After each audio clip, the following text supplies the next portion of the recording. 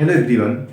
आज जिस पॉइंट पे बात करेंगे दोस्तों, उस पॉइंट पर important term of biology, important term of biology क्या होता है इसके बारे में हम डिस्कस करेंगे। देखो दोस्तों, हमारे सामने कुछ पॉइंट है, हमारे सामने कुछ दोस्तों पॉइंट है जो हमें बहुत ही हमारे दैनिक जीवन में बहुत ही काम आता है। ये सब चीज़ें अगर हम पढ़ाई करते हैं दोस्तों, ठीक है, तो ये चीज़ हमें याद होना चाहिए अगर हम बायोलॉजी के छात्र हैं।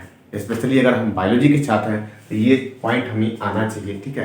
देखिए, सबसे पहला पॉइंट क्या है? सबसे पहला पॉइंट है हमारा एनाटॉमी। एनाटॉमी क्या होता है ये हमें जानना बहुत ही जरूरी होता है। अगर कोई व्यक्ति आपसे पूछे एनाटॉमी क्या होता है दोस्तों, तो ये बात आपको याद होना चाहिए। ये सब पॉइंट आपको, ये जितना मैंने पॉइंट लिखा है इंपॉर्टेंट पॉइंट है जो बायोलॉजी के हैं और भी हैं जो आपको हम बताएंगे।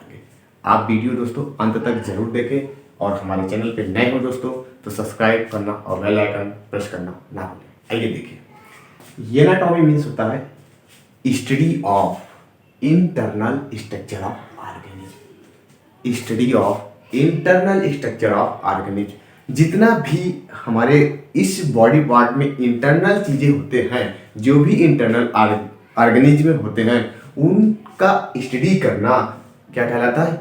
एनाटॉमी। एनाटॉमी कोई चीज आप कहीं भी हॉस्पिटल में कोई पूछे कि इनका एनाटॉमी हो रहा, तो आप समझ जाइए कि हाँ, इनके बॉडी के अंतर्गत कुछ पार्ट जो ऑर्गेनिज्म हैं उनके बारे में डिस्कशन कर रहे हैं, ठीक है। ये चीज होता है एनाटॉमी।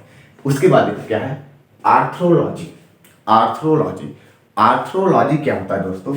आर्थ्रोलॉजी आपसे कोई कहे कि इनका आर्थ्रोलॉजी कराना है या किसी डॉक्टर के पास जाइए, कौन सा डिपार्टमेंट है, क्या है, तो आप समझ जाइए जब कोई व्यक्ति आपसे आर्थ्रोलॉजी पे बात करे तो आप समझ जाना ये व्यक्ति ज्वाइंट से रिलेटेड कुछ बातें कर रहा है कि ये ज्वाइंट, जितने भी हमारे ज्वाइंट होते हैं इनके बारे में स्टडी करना क्या कहलाता है? आर्थ्रोलॉजी। उसके बाद देखिए, उसके बाद हमारे पास एक पॉइंट है बैक्टीरियोलॉजी। बैक्टीरियोलॉजी के अंतर्गत हम बैक्टीरिया का अध्ययन करते हैं, ठीक है। बैक्टीरिया का अध्ययन किया जाता है किसके अंतर्गत? बैक्टीरियोलॉजी के अंतर्गत। उसके बाद क्या है? उसके बाद है साइटोलॉजी। साइटोलॉजी के अंतर्गत क्या बात होती है दोस्तों कि अगर कोई व्यक्ति आपसे कहे कि साइटोलॉजी क्या होता है, साइटोलॉजी का स्टडी क्या होता है, तो आप बताइए। साइटोलॉजी का स्टडी ये होता है कि हम जब सेल का अध्ययन करते हैं, ये हमारे जो छोटे छोटे जो हमारी पूरी बॉडी बनी होती है पूरी सेल से बनी होती है, ठीक है। तो ये चीज अगर कोई पूछे आपकी साइटोलॉजी क्या होता है, तो आप कहिए उनसे कि study of cells, study of cells, ठीक। आइए देखिए, उसके बाद क्या है? कार्डियोलॉजी, ठीक है। कार्डियोलॉजी, कार्डियोलॉजी आपसे कोई व्यक्ति कहे कि कार्डियोलॉजी क्या होता है, तो आप कहिए study of heart. Study of heart, जो हम अध्ययन हार्ट के बारे में करते हैं, जो भी पॉइंट हम हार्ट के बारे में जानते हैं उसे स्टडी ऑफ कार्डियोलॉजी बोला जाता है, ठीक है।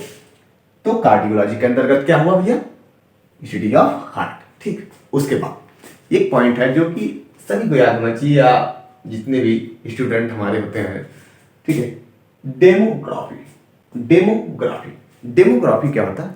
कोई कहे कि देखो कुछ लोग आए हैं जो डेमोग्राफी कर रहे हैं, तो डेमोग्राफी के अंतर्गत जो हम अध्ययन करते हैं ये पॉपुलेशन के बारे में जाना जाता है।